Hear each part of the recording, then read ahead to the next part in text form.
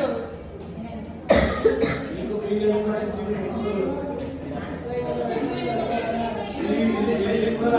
Sis, ano? Kuya Julius, ito na lang oh, kasi hindi ka kasya. Kamay mo. Ay, sorry. In Sorry, the not 18th sorry. century, John Stuart Mill described the greatest happiness principle by saying that an action is right as far as it maximizes the attainment of happiness for the greatest number of people.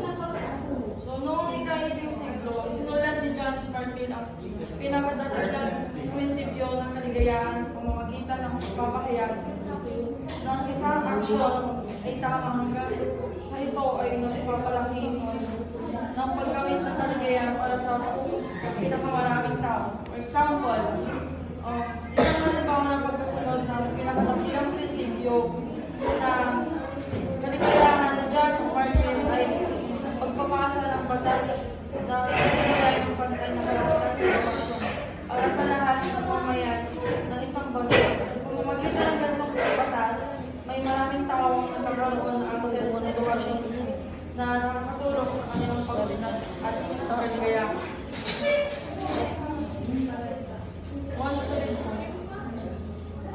Romar. Okay na. Hindi ako ganun gumagawa. At time when people were skeptical about claims on the metaphysical, people could not make sense of the human flourishing that Aristotle talked about in the days of old.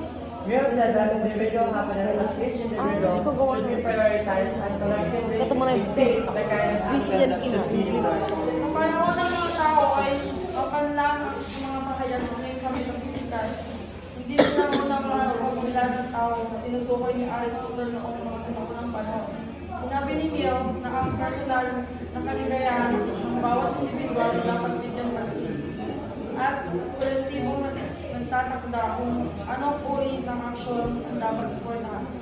Halimbawa, pagsasaalang-alang sa personal na kaligayahan ng bawat individual ay ang pagtanggap ng isang kumpanya ng flexible work arrangement upang matukoy ang iba't ibang pangailangan at kaligayahan ng kanilang mga empleyado.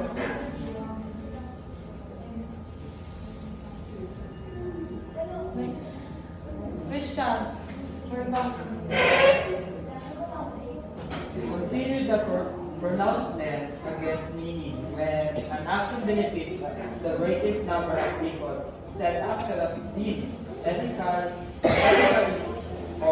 is of course and to live as to good and happy life. Through the age, as has been expanded to have previous chapters human flourishing, history has given birth to the different schools of truth, all of which aim for the good and happy life.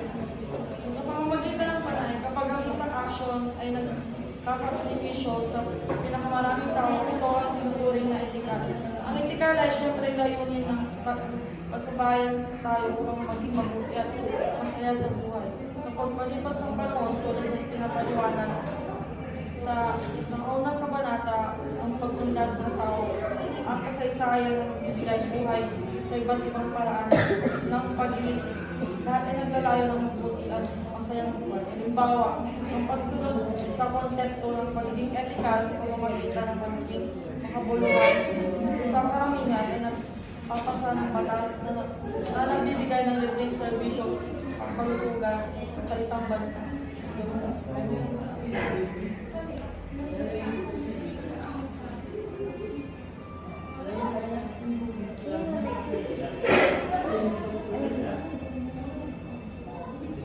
Iba sa genre.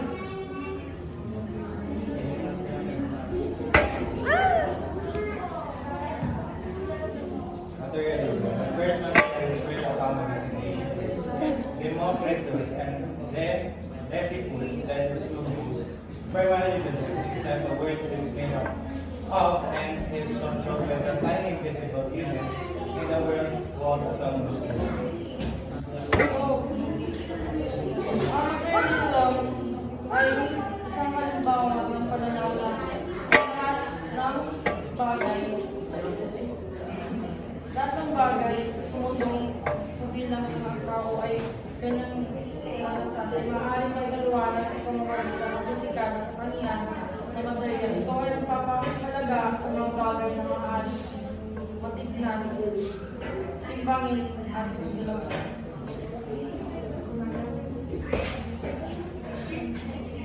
One student,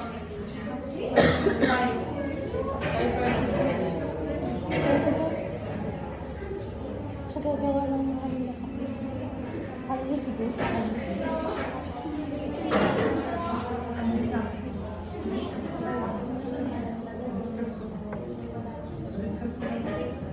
Ay, oo, si Romar.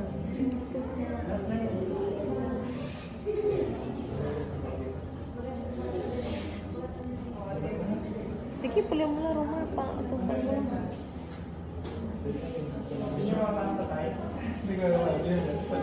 Mabasa mo na lang Candidates for their part see that the goal of acquiring pleasure have always been priority and hindrance for their life is about obtaining the pleasure because that is limited. Ang Hinduism ay isang pananaw Hinduism. ang bilang pangunahing layunin ng buhay. Para sa mga Hinduista, ang kasiyahan ang prioridad sa kanilang buhay. Iniwala sila ang buhay tungkol sa pagkuha at pagsasaya sa kasiyahan dahil limitado lamang ang buhay. Sa kabuuan, ang Hinduism ay isang pananaw na nagtutuon sa kasiyahan bilang pangunahing layunin ng buhay. Ito ay nagpapahalaga sa pagmakilig sa mga bagay na kasiyahan at